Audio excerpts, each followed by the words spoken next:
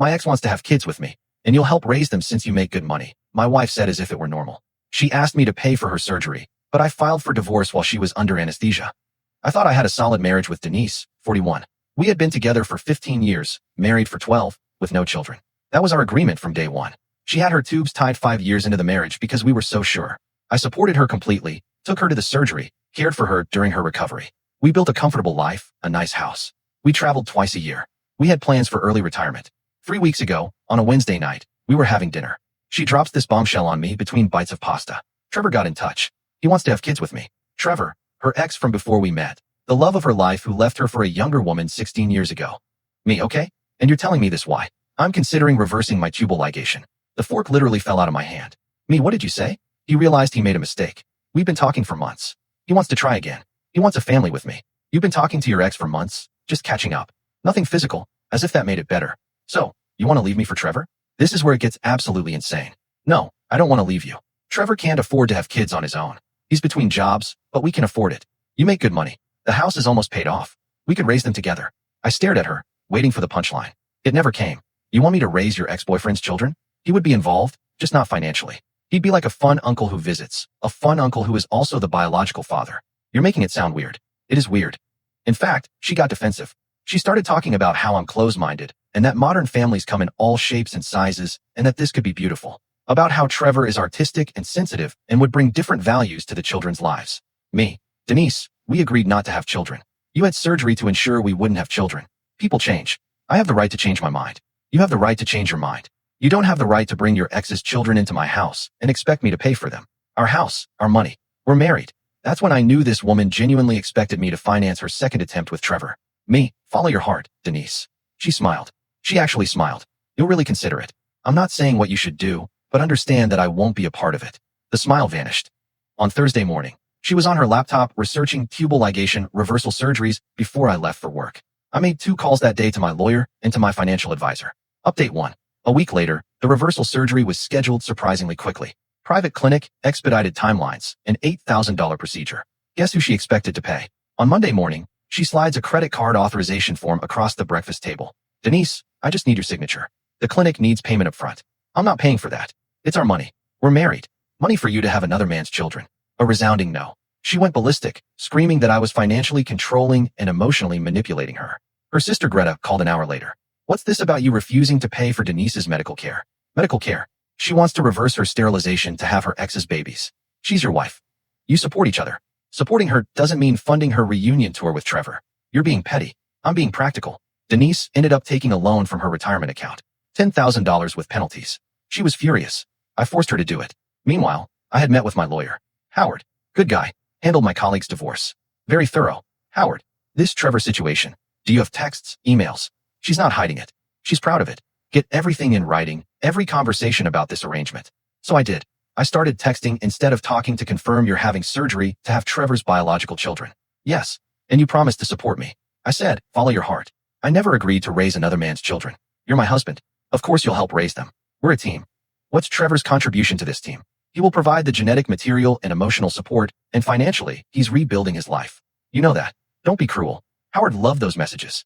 He said they would be very useful. The surgery was scheduled for Friday. Thursday night, Denise was packing her overnight bag. Humming.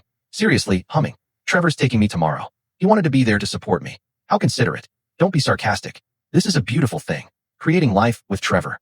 You'll love the children once they're here. You'll see. The delusion was total. On Friday morning, I worked from home. At 9 a.m., after confirming she had checked in for surgery, I initiated the plan. 1. I filed for divorce. Howard had everything ready.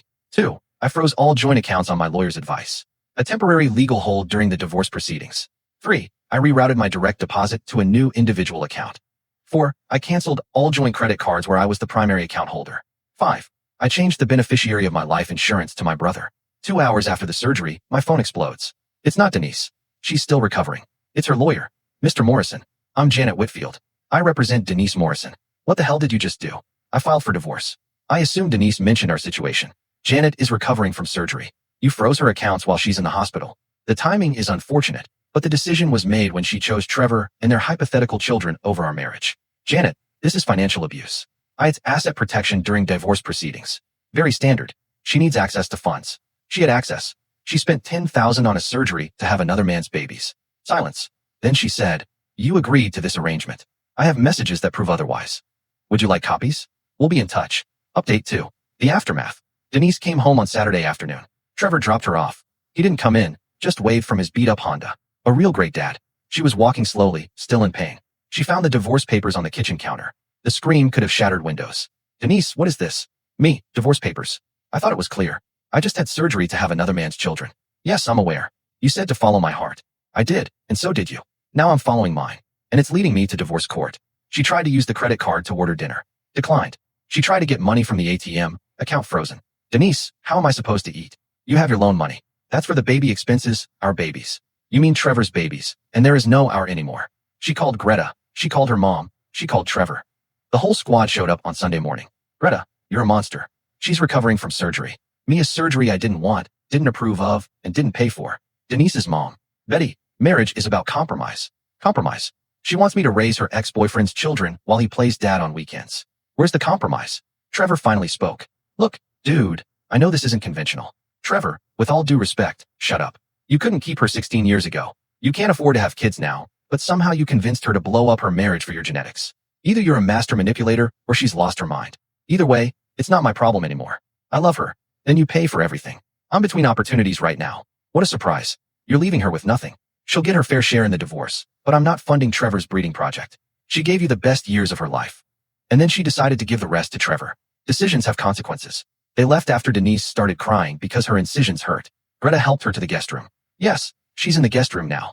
That night, Denise tried emotional manipulation.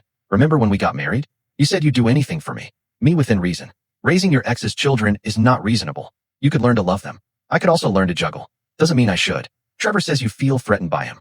Me, Trevor is unemployed and trying to get his ex to finance his legacy. I don't feel threatened. I feel disgusted." On Monday, she escalated the situation. She posted on social media. "Some men can't handle a woman choosing her own path. Controlling behavior is abuse. Financial abuse. My body." My comments were mixed. Her friends supported her. Mine saw the truth. My friend Tit commented, "She didn't choose the path to her ex-boyfriend." She deleted the post after someone asked, "Wait, is this about Trevor, the guy who left you for a 22-year-old? Update 3, the legal battle. 2 weeks after the surgery, Denise hired Janet full-time. They came out swinging with their demands. 1, full alimony for 5 years. 2, the house. 3, half of my retirement. 4, payment of medical costs, the reversal surgery. 5, future child support for potential children." Howard laughed. He actually laughed. "Howard, future child support for non-existent children with another man. That's creative." We countered with the standard division of assets. "No alimony. She works full-time. She keeps her loan debt. A clean break." Janet responded with accusations of financial manipulation and coercion. Reproductive coercion. She's literally having surgery to reproduce with someone else.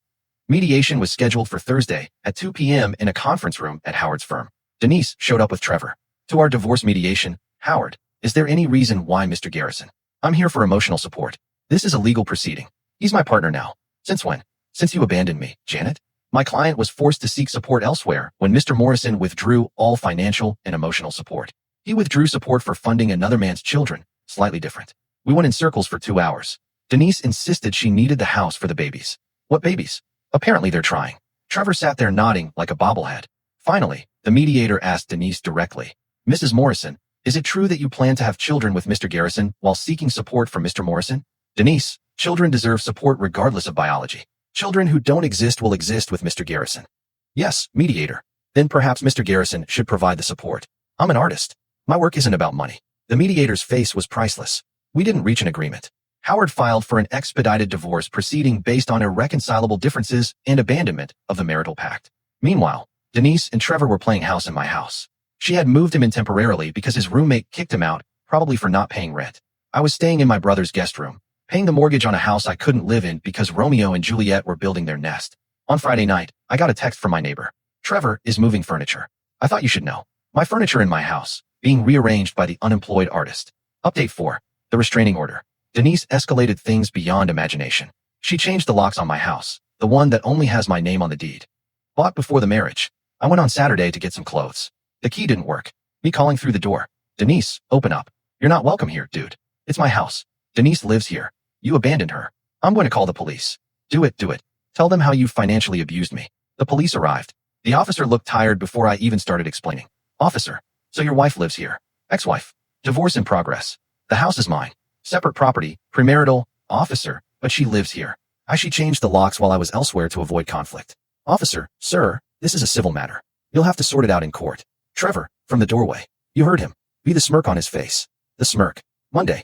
Howard filed an emergency motion for exclusive use of the residence. The judge scheduled it for Wednesday. On Tuesday night, I'm served. Denise filed for a restraining order. She claimed I was harassing her and threatening Trevor. The petition read he showed up aggressively at the house. He has been controlling finances to manipulate her. I am preventing her from starting a family. She fears for her safety. Howard was furious. This is pure manipulation. She's trying to establish residency and paint you as the aggressor. The hearing on Wednesday was a circus. Denise showed up in a maternity dress. She's not pregnant. She had surgery just 2 weeks ago, but there she was with her hand on her flat stomach playing the victim.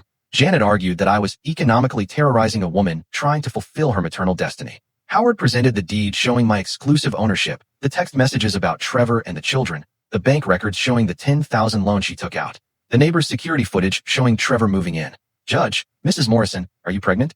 Not yet, but I hope to be soon. With a child by Mr. Garrison. Yes, while married to Mr. Morrison. He abandoned me by not agreeing to raise another man's children. Silence. Restraining order denied. Exclusive residency granted to me. They had 48 hours to vacate. Denise screamed. She actually screamed in court. This is discrimination. I have rights.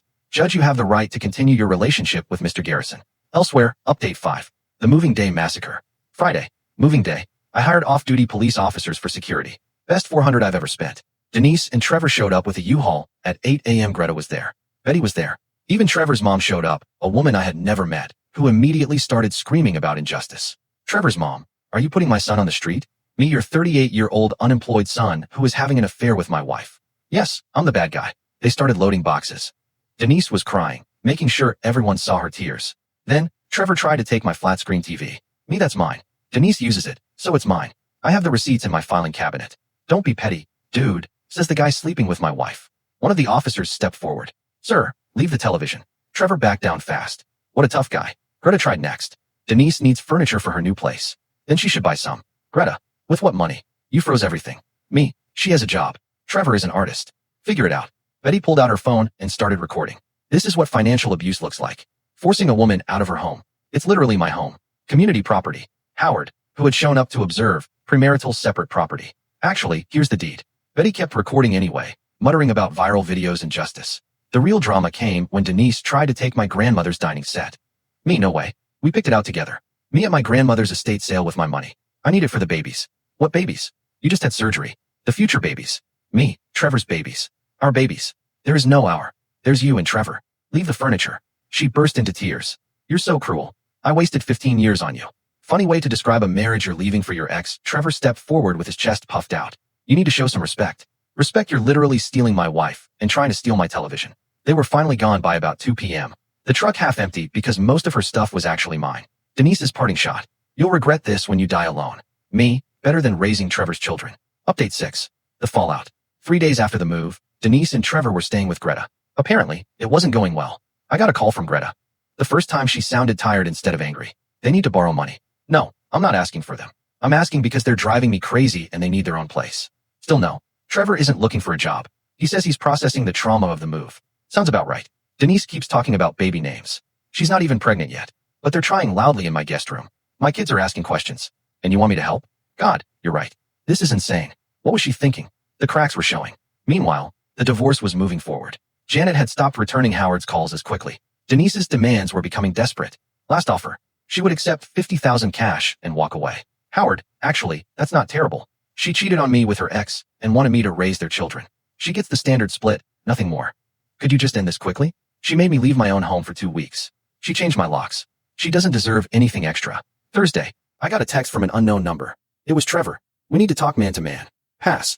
I'm trying to be respectful here. You're sleeping with my wife. That ship has sailed. She's divorcing you. She's not your wife. Me legally still married. Genius. I need you to know I'll take care of her. With what money? Love doesn't need money. Babies do. Without my wallet. Good luck. He continued writing paragraphs about fate and connection and how they were meant to be, how I was standing in the way of true love. Me, you had your chance 16 years ago. You chose someone younger. Now you're broke and need an income stream. Denise volunteered. Not my problem. You're bitter. I'm realistic. Stop texting me. I blocked him. Friday afternoon, Denise showed up at my work. Security called me. She looked rough, unwashed hair, no makeup, Same clothes I'd seen her in 3 days ago. Denise, we need to talk only through lawyers. I'm pregnant. The blood ran cold for a second. Me, it's been 3 weeks since the surgery. The doctor said it was possible. Congratulations. Trevor must be thrilled. He is, but we need help. No, the baby is innocent. The baby is Trevor's responsibility. Are you really going to let a child suffer? Me, I'm really going to let Trevor take care of his own child. She started crying. An ugly cry. Security looked uncomfortable. I made a mistake. Several. Actually, I should have talked to you first. Me, you should have been faithful to our marriage. We can fix this. You're supposedly pregnant with Trevor's baby, and you're asking me to fix it. I could be the father like an adoption. The security guard coughed to cover a laugh. Denise, go home to Greta's, or wherever, just go. This isn't over. Actually, it is. Final update. 2 months later, the divorce was finalized last week. Here's where everyone ended up. The asset division was the standard 50/50ths of marital property. The house was mine, premarital, but I had to buy out her share of the appreciation. Worth it to get her out. She left with about $73,000 in total. Not the fortune she expected, but it wasn't nothing. The pregnancy was a lie. Surprise, surprise. Greta confirmed that Denise got her period 2 weeks after that scene at my work. She was never pregnant, just desperate. Trevor lasted exactly 34 days after the divorce was finalized. Once the reality that there was no house, no money stream, no comfortable life, just Denise's $73,000 rapidly dwindling on deposits and furniture, he bolted. His exit was pathetic, even by Trevor's standards. Denise woke up to a note. I need to find myself. This isn't working. I'm sorry. He took $0,000 she had withdrawn for the non-existent baby's furniture and disappeared. Denise called me crying at 2 a.m. He left me. Me, okay. That's all you have to say. What did you expect me to say? I gave up everything for him. Yes, you did. You must be happy. I'm indifferent. I want to come home. That's not your home anymore. We had 15 good years, and you threw them away for Trevor. She hung up. According to Greta, with whom I still text occasionally, we have a weirdly good relationship now. Denise is living in a 1-bedroom apartment working overtime to cover expenses. She's tried dating apps, but telling guys she just reversed her sterilization to have her ex's babies is apparently not a selling point. Who knew? Trevor posted on Instagram from Costa Rica last week, finding myself through art and adventure with another younger woman. Of course, Betty called me once trying to guilt me into helping Denise. Betty, she's having a hard time. Me, she's an adult who made her choices. She was confused. She was calculating. It just didn't work out for her. You don't feel anything. Relief, and honestly, it's true. The house is peaceful. I redecorated everything. I got a promotion at work without home drama affecting my performance. I've started dating someone casually. Nothing serious, but she's never once mentioned wanting me to finance her ex-boyfriend's children. So that's already an improvement. The worst part, Denise sent a Christmas card. A Christmas card with a picture of her next to a small, sad Christmas tree in her apartment. Inside it read, thinking of better times, maybe new year, new opportunities. I texted Greta. Seriously, Denise sent me a Christmas card. She's convinced you'll take her back eventually. Based on what? On delusion, mostly. She keeps saying you're meant to be. We were meant to be until Trevor texted her. Now she calls him the mistake. The mistake that cost her everything. She knows it well. The last I heard is that Denise was considering moving back to her hometown. Rents are cheaper, and she could stay with her parents. Betty would love that. She could tell Denise daily how evil I am while Denise realizes that Trevor played her like a dollar store harmonica. As for me, life is good, quiet, drama-free. The way marriage was supposed to be. Before my wife decided her unemployed ex's genetic material was worth more than our life together, she wanted me to raise Trevor's children. Instead, she got to experience Trevor's level of commitment. She wanted to follow her heart. It led her straight to a 1-bedroom apartment and a maxed-out credit card. The arrogance was astounding. The assumption that I would simply go along, insulting. The shock when there were consequences. Priceless. I feel bad. Sometimes late at night, I remember the good times. Then I remember her sitting across from me, enthusiastically explaining how I would pay for Trevor's offspring while he played weekend dad. And any sympathy evaporates. She made her choice. I made mine. The difference is that I can live with mine. Trevor is still finding himself in Costa Rica. Denise is finding out that starting over at 41 with nothing but debt and delusion isn't the romantic adventure she imagined. And I'm finding out that peace and self-respect are worth more than any relationship built on arrogance and betrayal. The best $3,000 I've ever spent to get my life back.